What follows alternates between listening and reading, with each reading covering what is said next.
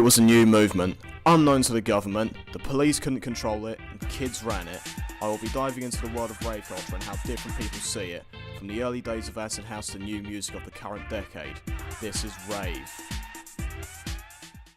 1988, the UK saw its hottest summer on record, with the club scene beginning to make a change. At 120 BPM, acid house was the perfect new style of music that took the nation by storm. The youth of Thatcher's Britain then became almost uncontrollable and started hosting massive illegal underground parties, with the sound raging on until 6 AM the next morning. The rise of acid house saw a new style, consisting of futuristic clothing coated in neon colours. The tops were baggy, the sunglasses were oversized, and the jewellery was worn excessively. This was completely alien to everyone else in Britain, and at the time, this was set the attire for the future. Back in 1990, 1970, 19...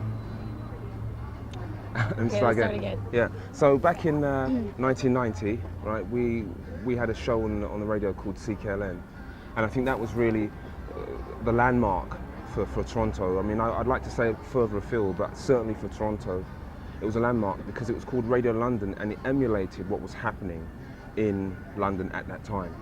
So my involvement at that time was really to try and show on a smaller scale what was happening in London by presenting a show that had music, commercials, a style, presentation that anybody, I mean, you could fly basically from the heart of London, listening to pirate radio in London, and come here and not be able to tell the difference.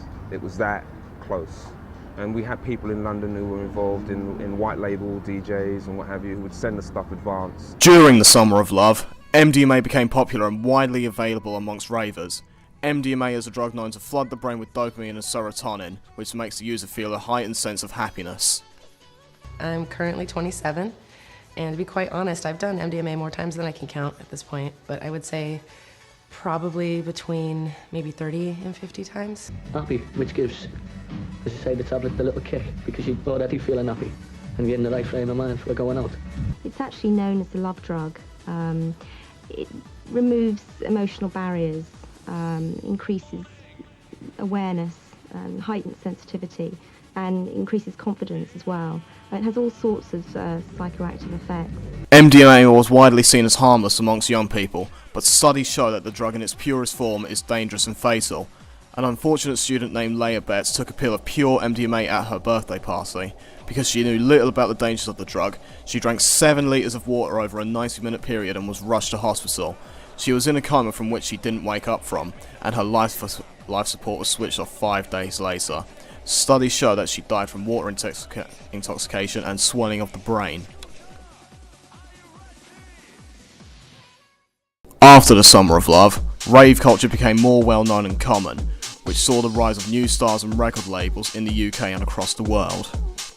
Ik heb vandaag mijn stiltedag voor mijn cursus mindfulness gedaan. Kom ik hier terecht? Wat heb je? Een stiltedag voor mijn cursus mindfulness. Oh, een stiltedag? Ja, dan moet je hier niet zijn, want het is hier niet stil. Zeker niet. In the 90s, ravers were still at it with the loud noise and the drug use, but it started to become much more popular. New styles of music came onto the scene, such as techno, new house music, and jungle/drum and bass.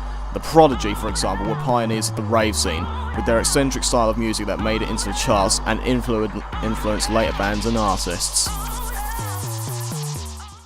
Rave culture was becoming easier and easier to tackle for the police, meaning that there were crackdowns on illegal rave parties and drugs, making it harder for young people to organise underground raves.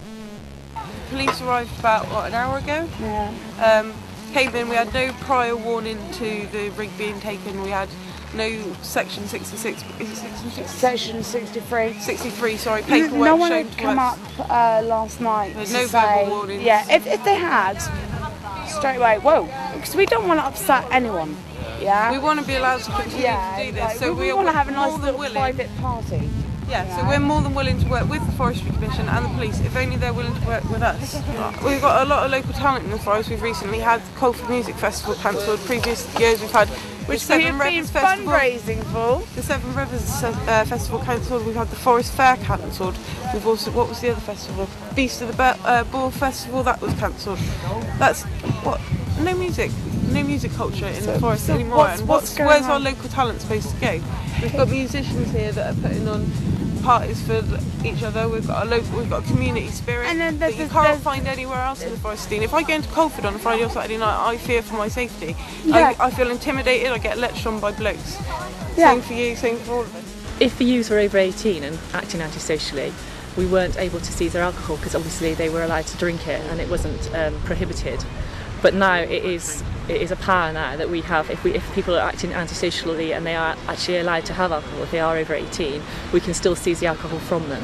And it also gives us we can actually issue a fixed penalty ticket to people of £50 if they're over 16 and report them for summons or take them home to their parents if they're under 16. We've had lots of complaints of noise from local residents, damage to the park and things within the park, noise at the mean in Primrose Hill, antisocial behaviour from youths. So that is what we're hoping to stop by this designation order. The turn of the century still saw the rave scene booming.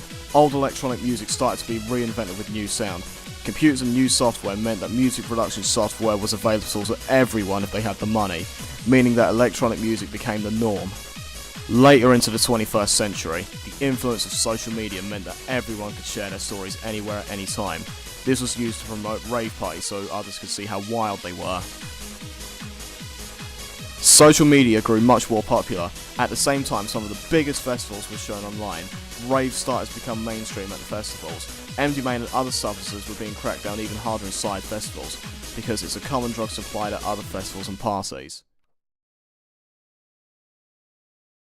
Now it's 2016. Electronic music has become one of the dominant forms of music in the world we see today. Anyone can make something of it as they all have access to a computer. The parties still go on underground when the rest of the world sleeps. But what will be the norm for the next generation? We only have to find out.